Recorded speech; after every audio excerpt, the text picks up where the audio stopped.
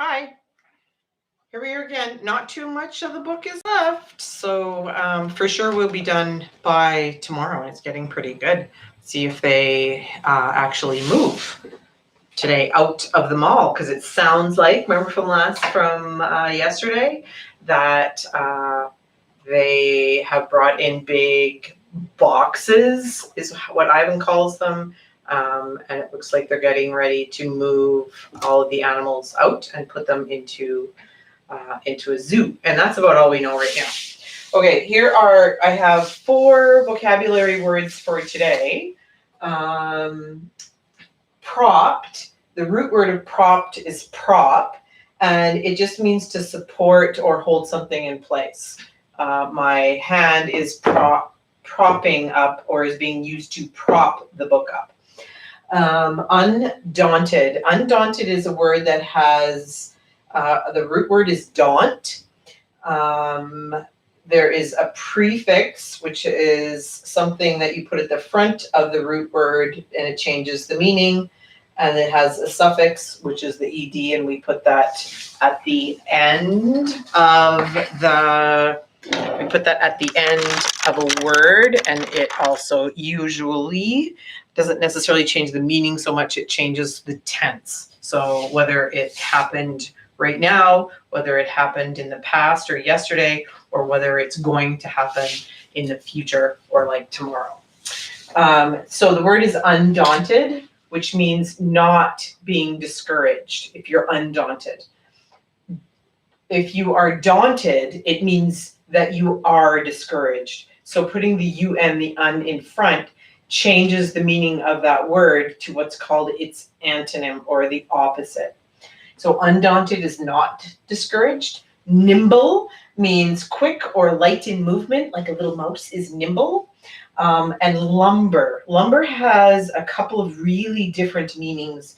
Lumber as in, like if you take logs into boards, or you have to go to Home Hardware to get some lumber to build your fence. But in the book, lumber means to move in a heavy, clumsy way. Remember, one of the words that we had was plodding, and so to lumber is to just move in a slow, steady, kind of heavy way. Okay. When we left off yesterday, we left with, it was sad. It was Julia saying goodbye to Ivan and Ruby, and drawing him a picture. And for the first time, she drew him a picture and he had a smile on his face. All right, click. The door to my cage is propped open. I can't stop staring at it. My door, open. The giant box has been moved, and it's open too. The humans have pushed it up against my doorway. So the door to my cage is propped open. Remember, propped is to support or hold in place. If I walk through my door, I enter their box. The zoo lady, whose name is Maya, is here again. Click, yogurt raisin. Click, tiny marshmallow. Click, ripe papaya. Click, apple slice. Hour after hour, click after click. I look over at Ruby. She waits to see what I will do.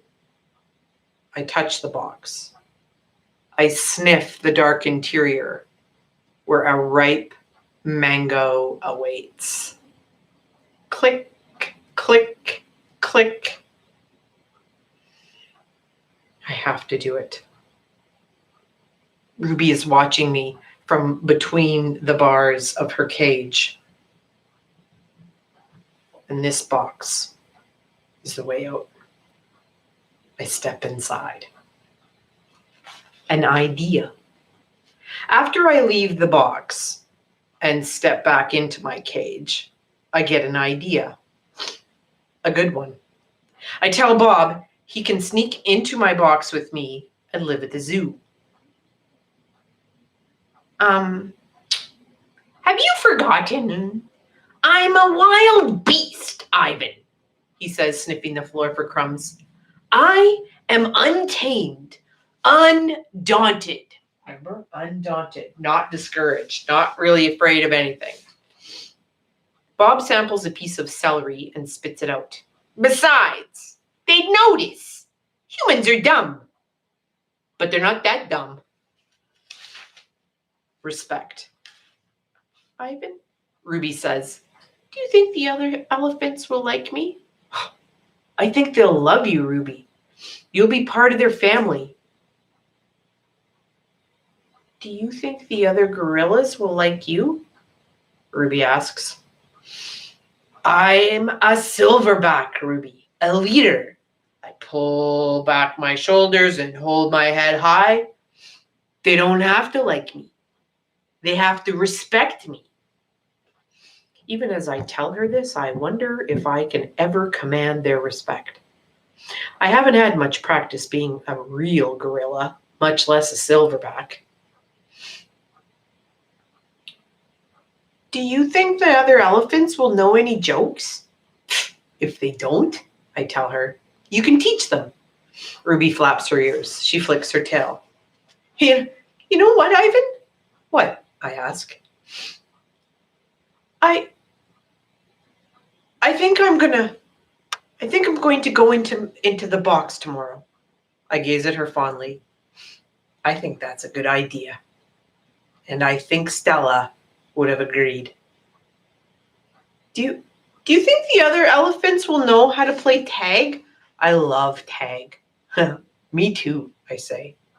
And I think of my nimble sister racing through the brush, always just out of my reach. Remember, nimble is quick or light in movement.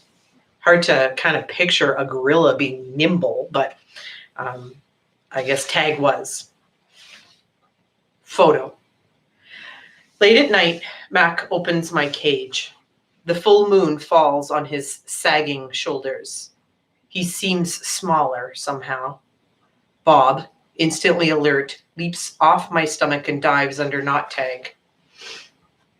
Don't bother hiding, dog, Mac says. I know you sleep here. Mac settles into my tire swing. Might as well stay one more night. Your buddy's leaving tomorrow. Tomorrow? My stomach drops. I'm not ready. I need more time. I haven't said my goodbyes. I haven't thought this through. Mac pulls a small photo out of his shirt pocket. It's me when I was young. Mac and I are in the front seat of his convertible. I'm wearing a baseball cap and eating an ice cream cone. I was a handsome lad, but I have to admit, I look ridiculous. Nothing like a real gorilla. We had some laughs, didn't we, big guy? Mac says, remember when we went on that roller coaster? That time I tried to teach you to play basketball? Mac shakes his head, chuckling. You had a lousy jump shot. He stands, sighs, looks around. He puts the photo back into his pocket. I'm going to miss you, Ivan, he says, and then he leaves. And he doesn't look back. Leaving. Early in the morning, Maya arrives with many other humans. Some have white coats. Some have rustling papers. They are hushed, busy, determined. Ruby enters her box first. I'm scared, Ivan, she calls from inside the box. I don't want to leave you. A part of me doesn't want her to leave either. But I know I can't tell her that. Think of all the amazing stories you can share with your new family, I say. Ruby falls silent. Oh, I'll tell them your elephant joke, she says after a long pause. The one about the refrigerator? Haha, I bet they'd like that. And be sure to tell them about Bob and Julia and me I clear my throat. And Stella? I'll remember everyone, Ruby says, especially you. Before I can say any more, they roll her cage out to a waiting truck. It's my turn. Bob is hiding in a corner behind my pool. The humans don't even notice him. While they're busy making sure my box is ready, Bob sneaks over. He licks my chin, just in case there aren't any leftovers. You, I whisper, are the one and only Bob. I reach for Knot Tag. She's a limp rag without her stuffing. Dribbles of paint cover her fur. I hold her out to Bob. He tilts his head confused. To help you sleep, I say. Bob takes her in his teeth and slips away. Good boy. Good, Ivan. Good boy, Maya says when I lumber into my box. I hear the clicker, and I'm rewarded with a tiny marshmallow. When I'm settled, Maya gives me a sweet drink that tastes of mango and something bitter. My eyelids grow heavy. I want to see what happens next, but I'm sleepy. So sleepy. I dream I'm with Tag, and we're swinging from vines while Stella watches. The sun slices through the thick ceiling of trees, and the breeze tastes like fruit. Moving. My eyes flutter open. The box is moving. I'm in the grumbling belly of some great beast. I fall back asleep. Awakening. I awake to glass and steel. It's a new cage, not unlike my old cage, except it's much cleaner. Maya's here, and other humans I recognize. Hey there, Ivan, Maya says. He's coming too, guys. I have 3 walls of glass. The 4th wall is a curtain of wooden slats strung together. This doesn't look like the zoos on TV. Where are the other animals? Where are the gorillas? Oh, is this where Ruby ended up, in a cage just like her old cage, still alone? Is she cold, hungry, sad?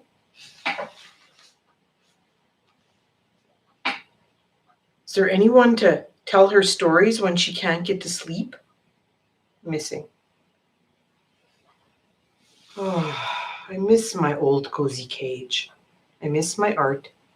But most of all, I miss Bob. My belly's cold without him.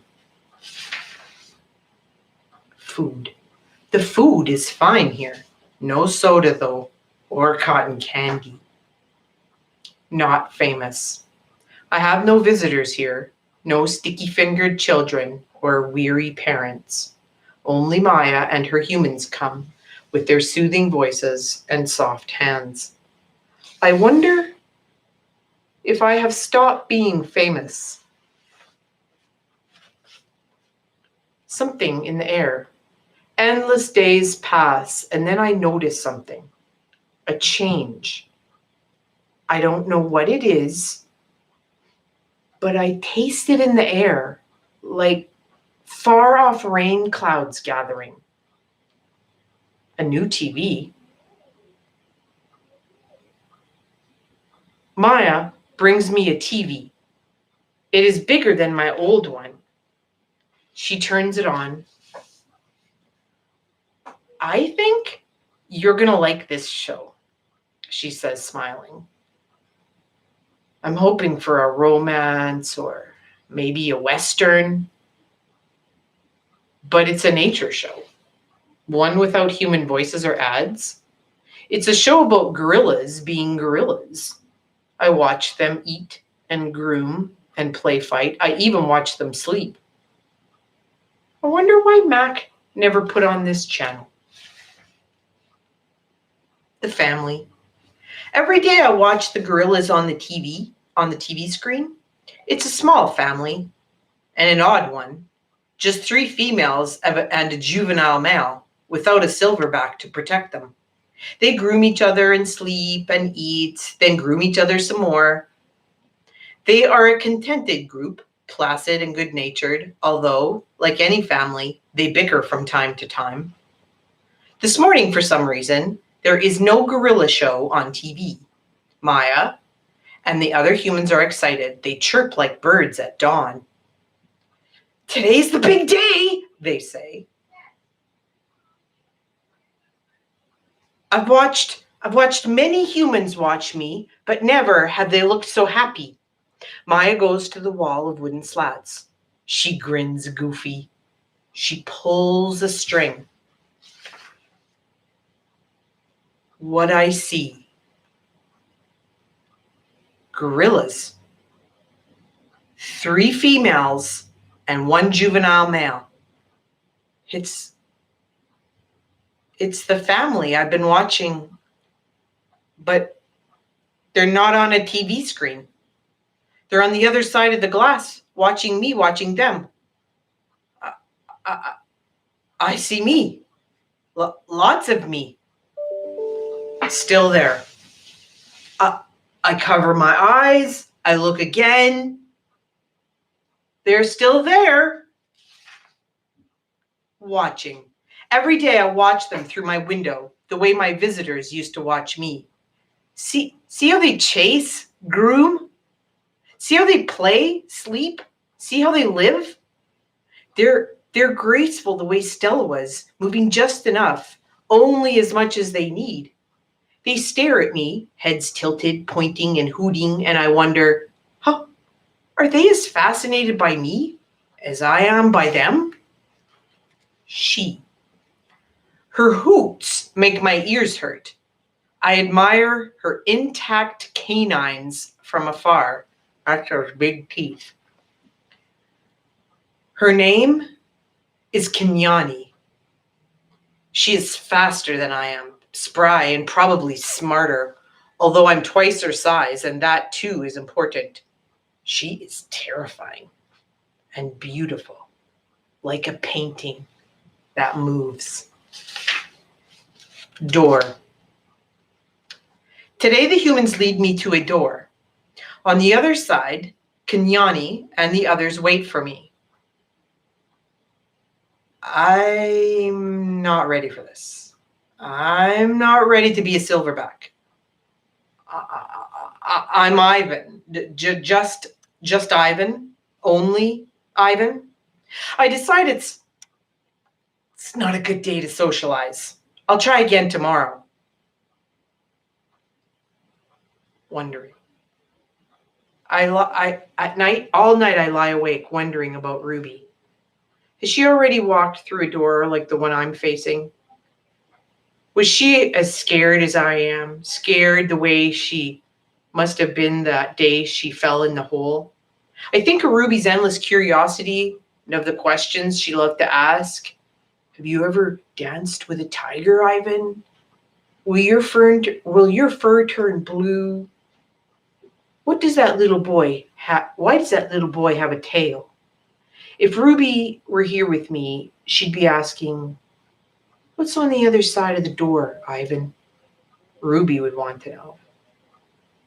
And she would have been through that door by now. Ready? Want to try again, Ivan? Maya asks. I think of Ruby. And I tell myself it's time. The door opens. Okay, we'll leave it at that. I'll have to find out tomorrow in the concluding chapter of The One and Only Ivan. So, see you guys tomorrow. Take care of yourself. It is a little bit windy, but it is pretty darn warm outside, so enjoy yourself outside. Bye.